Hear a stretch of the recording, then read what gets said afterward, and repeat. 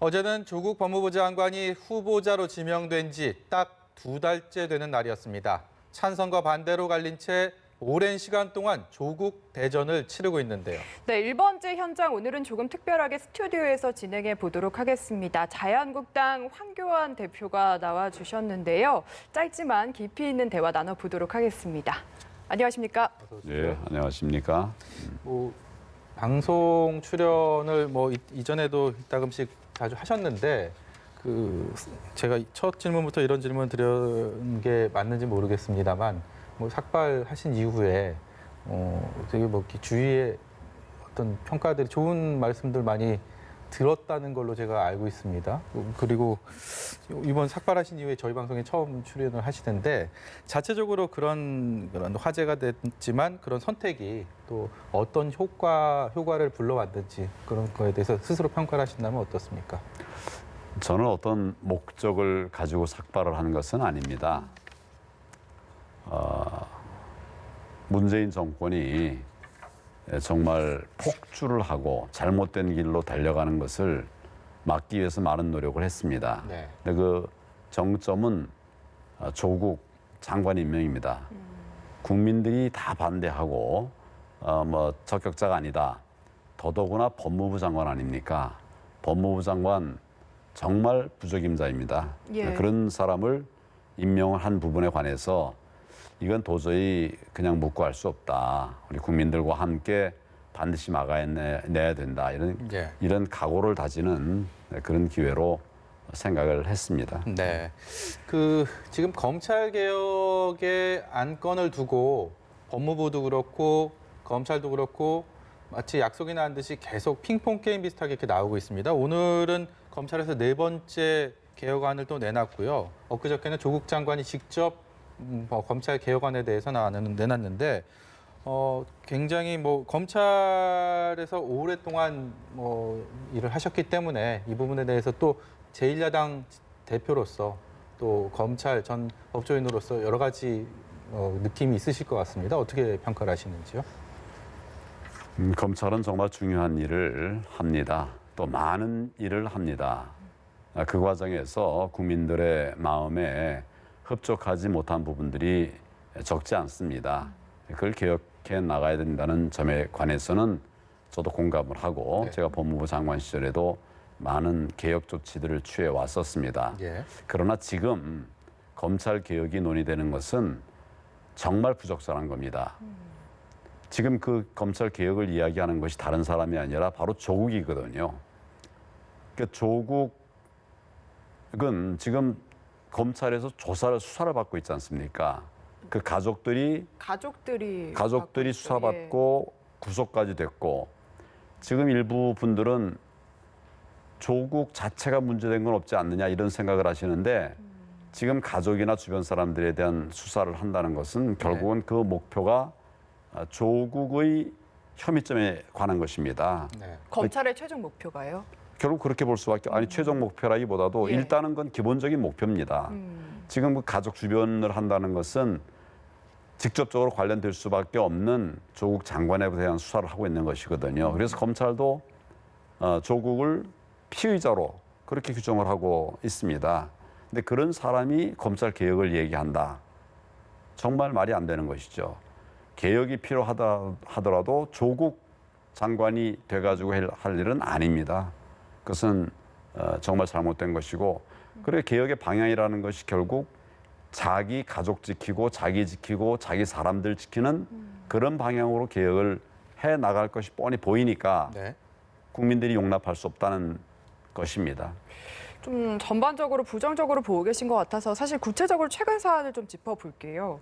대표께서 구속영장 실질심사를 포기하면 그동안 100% 영장이 발부됐었다. 조국 장관 동생을 두고 이렇게 이야기를 하셔서 100%라고 법조인 출신이 이야기를 하시니까 굉장히 눈길이 갔거든요. 제 기억으로는 제가 28년 검사 생활을 했습니다마는 실질심사를 포기했는데 예. 영장이 기각된 예는 못 봤습니다. 한 번도요. 네, 저는 못 봤습니다. 그래서 거의 100% 가까이 구속 전 신문을 실질심사를 하지 않는다고 하면 포기하면 영장이 발부됐습니다. 자연스럽게 발부돼 왔던 것입니다. 정말 이례적이죠. 본인이 포기했는데 이런 사안에 있어서 영장을 기각했다. 정말 이례적입니다. 그럼 법원이 왜 이런 판단을 한 거라고 보시는 건가요? 예, 그건 뭐 바른 판단이 아닙니다. 뭐 제가 그 배경까지 얘기할 수는 없습니다만은 예. 바른 판단이 아닙니다. 국민들도 왜 잘못된 것인가를 다 알고 계십니다. 법원만 모르고 담당 판사만 모르는 거 아니냐 그런 생각이 드네요. 네, 법원은 또 법원 나름대로의 영장 기각 사유를 내놨는데 이제 그거에 대해서 또 검찰은 반발을 하고 거기에 대해서 또 황 대표께서도 강한 반발 의사를 보이셨습니다. 근데 앞으로 지금 뭐 수사는가 이걸로 끝난 상황이 아니기 때문에 그 이후 상황에 대해서 더 유의 깊게 지켜보는 계기가 될 수 있을 거라 생각을 합니다. 광화문 광장에 어제 다녀오셨죠? 그렇습니다. 네, 어제 거기서 뭐 국민의 분노가 지금 정권을 향해 가고 있다 이런 말씀도 하셨고 국민의 의견을 가볍게 생각하면 만국의 길로 갈 것이다 이런 말씀도 하셨습니다. 어제는 뭐 개인 자격으로 참여를 하셨다고 하셨는데 뭐 그 부분에 대해서 특별히 이유가 있을까요? 저희 당이 주도한 장외 집회들이 여러 차례 있었습니다. 예. 그런데 그 비슷한 시기에 시민사회단체에서 장외 집회를 한다고 하는 얘기를 들었습니다. 네. 그런데 이 문제는 따로따로 할 일이 아니라 결국 함께 뭉쳐서 잘못된 이 정권의 폭정을 막아내는 그것이 필요하다. 저는 그렇게 생각을 했습니다. 그래서 오랫동안 그 장외 집회를 준비한 그 모임에 제가 갔습니다. 네. 가서 국민들의 목소리를 들었습니다. 그동안 저희들이 한 뭐 7, 8회 이렇게 장외 집회를 열었습니다마는 예. 국민들의 이 정부에 대한 뭐라 그럴까요? 저항 의식이랄까? 뭐 이제는 저항이라고까지 말을 할 수밖에 없는데 그런 강도가 점점 더 세져가고 있습니다. 네. 이번 집회도 마찬가지 10월 9일 집회에서도 주변에서 심지어는 우는 분들이 여러 분 계셨습니다. 예. 정말 예. 나라 걱정된다고 꼭 막아달라고 그럴 정도로 이런 국민들의 마음 정말 문재인 대통령이 안다면 이렇게 국정을 할 수 없다고 생각합니다. 저는 사실은 대통령께서 한번 계획되지 않은 정말 진정한 국민들의 마음을 들을 수 있는 기회를 한번 시장으로 나와서 거리로 나와서 들어보시면 좋겠다. 그런 생각이 듭니다. 네, 방금 그 광화문 예. 광장의 목소리를 국민들의 저항 의식이다라는 표현을 쓰셨습니다. 그렇다면 서초동의 집회 같은 경우도 뭐 어쨌든 국민들 아니겠습니까? 뭐 황 대표와는 좀 뜻을 많이 달리하는 길이고 분위기긴 하지만 역시 그 또한 우리 국민들인데 여기에 대해서는 어떻게 생각을 하시는지요? 저희는 이 정부가 나라를 무너뜨리고 망가뜨리는 데 대해서 저항하고 있는 겁니다. 말씀하신 특정 지역의 집회는 특정 목적을 위한 것으로 밖에 볼 수가 없습니다. 검찰의 수사를 압박하기 위한 것입니다. 그러나 검찰이나 법원에 대해서는 사실은 사법기관 또는 준사법기관으로서 그 결정이 공정하게 될 수 있도록 지켜줘야 됩니다. 네. 그런데 많은 사람의 숫자를 가지고 겁박을 해가지고 법원의 판단을 그르치게 한다든지 검찰의 판단을 왜곡되게 하는 것은 이건 민주주의에 반하는 것입니다. 집회지만 성격은 전혀 다르다는 점을 말씀을 드리고 싶습니다. 구체적으로 어떻게 다르다고 생각을 하시나요? 서초동 집회도 뭐 자발적으로 다 참여한 거라고 이야기를 하거든요. 서초동 집회를 자발적으로 참여했다라고 그분들은 얘기하지만 예. 한번 잘 따져보십시오. 자발적으로 이렇게 온 것인지 자발적으로 기획을 해놓고 딱딱 예. 모여서 이렇게 자발적으로 한 것인지 네. 이 부분에 관해서는 보시고 판단해 보면 될 것 같고요. 또 관련된 동원 문건까지 있어요. 그것이 결국 특정 목적을 위한 것인데 그것이 사법을 흔들기 위한 그런 목적이라고 하면 그것은 반민주적이다. 하는 말씀입니다. 그렇다면 이 광장의 정치는 언제까지 지속이 돼야 한다고 보시는지요? 기본적으로는 국회에서 충분한 논의를 통해서 정상적인 결론들을 모아가는 것이 바른 모습이겠죠. 그런데 제가 이 당에 들어와서 보니까 예. 민주당, 특히 민주당은 대화가 안 됩니다. 그리고 대화가 막혀버리면 그 책임을 다 자유한국당이나 바른미래당이나 다른 당에 돌립니다. 대화가 안 되기 때문에 또 이런 모습은 청와대도 마찬가지고요. 그래서 장내에서도 투쟁을 하지만 장외에 나가서 국민들에게 우리가 이 정부의 폭정을 알리고 또 이분들의 이야기를 들으면서 또 우리가 이 정부와의 투쟁의 방향도 조정해 나가는 그런 필요성 때문에 장외까지 나가게 된 것입니다. 이것은 원인이 문재인 정권에 있습니다.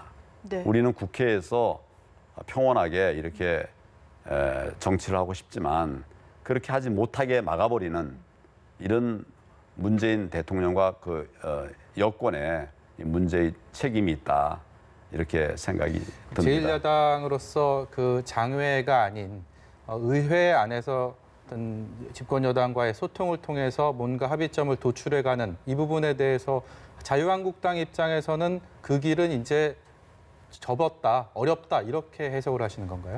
지난 월요일 초월회라고 하는 모임이 있었습니다. 예. 의장 주제로 각 당 대표들이 모이는 것이죠. 그 자체가 저는 국회를 존중하고 국회 네. 안에서의 논의가 필요하다는 입장이기 때문에 나간 겁니다. 거기 오히려 여당의 대표가 안 오셨지만은 예. 저는 같이 국회에서 협의하는 것이 필요하다고 그래서 나갔고 또 저희 당의 투쟁의 방향은 네. 지금 이 정권의 폭정을 막기 위한 모든 노력을 다하자. 장외 투쟁도 하고 원내 투쟁도 하고 또 정책 투쟁도 하자. 이래서 원내를 무시하는 것이 아니라 또는 경시하는 것이 아니라 저희는 원내 투쟁에도 집중하고 있습니다. 모든 것을 다 총동원해서 이 정부의 폭정을 막아내자. 그래서 국민들이 편안하게 사는 나라가 되게 하자. 그것이 저희들의 생각이고 목표입니다. 네, 어쨌든 원내에서도 일을 하고 장외투쟁도 병행을 하겠다는 말씀이신데 사실 언제까지 밖으로 나갈 수는 없지 않습니까? 그러면 정부나 여당에서 어떤 조치를 취하면 좀 돌아오실 생각이신지도 궁금하거든요. 국민의 소리를 들어야죠. 정부 여당이 국민이 반대하는 것을 강행한다고 하는 것은 국민과 싸우겠다는 것입니다. 국민은 조국을 장관을 임명하면 안 된다고 하는 여론이 지배적이었습니다. 네. 그럼에도 불구하고 장관으로 임명을 했습니다. 국민의 뜻을 거스르면 반드시 국민들이 심판하지 않겠습니까? 예. 저희는 그래서 국민의 뜻을 따르라. 저희는 국민의 뜻을 보면서 지금까지 일을 해왔고 또 앞으로도 할 것입니다. 조국 장관이 사퇴할 때까지라고 생각해도 되는 겁니까? 기본적으로는 조국 장관 사퇴해야 됩니다. 파면해야 됩니다. 그리고 그렇게 만든 이 정권의 일방적 독주 고쳐야 됩니다. 그러지 않으면 조국 해결됐다고 해서 이 정권의 정책 실패 또 폭망의 지속이 그게 중단되지 않으리라 이런 생각을 합니다. 네. 국정감사 얘기를 잠깐 해보겠습니다. 자유한국당에서는 국정감사 시작 전부터 조국 국감이라는 캐치프레이즈를 내걸었습니다. 그리고 전 상임위에 걸쳐서 여기에 대해서 정말 집중적인 질의를 하고 있는데 이게 좀 과열되다 보니까 막말 논란도 있었고요. 국민들의 입장에서는 좀 눈살을 찌푸리는 예전에 어떤 국회의 잘못된 관행들을 또다시 되풀이하고 있구나라는 또 그런 실망감도 안겼습니다. 이 지금까지 이제 반환 좀 앞둔 상황에서 제1야당의 수장으로서 국정감사에 대해서 어떻게 평가를 하고 계십니까? 저희가 조국에만 집중하고 있는 것은 아닙니다. 예. 조국의 여러 문제들에 대해서 지적을 하고 있는 것입니다. 다른 필요한 부분들도 같이 다루고 있죠. 근데 이제 밖에서 보시기에는 조국만 다루는 것으로 생각하시지만은 네. 각 상임위마다 의제가 다 다르지 않습니까? 네. 그런 부분에 관해서 충분하게 대비하면서 지금 이제 경제가 다 무너져 버려 가지 않습니까? 경제를 살리기 위한 노력들을 하고 있습니다. 또 안보 흔들리고 있죠. 안보를 바로잡기 위한 노력도 하고 있습니다. 우리가 경제 대전환을 요구하면서 민부론, 국민들이 잘 사는 네. 경제를 만들자고 하는 민부론을 책자로 냈습니다마는 예. 그 외에도 안보 대안도 준비하고 있습니다. 그래서 이런 부분들을 통해서 우리가 정책 정당으로 국민들에게 각인이 될 수 있도록 그런 노력을 하고 있는데 국회에서 한 부분 거기에만 집중하는 것은 아니고 모든 문제들에 대해서 우리가 대응을 해나가고 있다는 점을 말씀을 드립니다. 제가 민부론 질문 드리려고 했는데 이야기 벌써 해주셨어요. 사실 황교안 대표가 생각하는 경제 정책이 뭔가 참 궁금했었는데 민부론이 나와서 반갑기도 하고 그런데 한편으로는 정확히 뭔가 딱 이거다라고 오지 않는 내용도 있어서요. 좀 이번 기회에 시청자분들에게 쉽고 간단하게 민부론은 이거다 좀 설명해 주실 수 있을까요? 예. 지금 우리 경제에 목표가 없습니다. 퍼주기 외에는 목표가 없습니다. 만약 그 퍼주기가 목표라고 한다면 그건 정말 잘못된 목표죠. 저희는 경제 정책이 목표를 가지고 진행이 돼야 된다. 그런 생각을 합니다. 그래야 성장도 가능한 것이고 또 복지도 가능해지는 것입니다. 이 정부는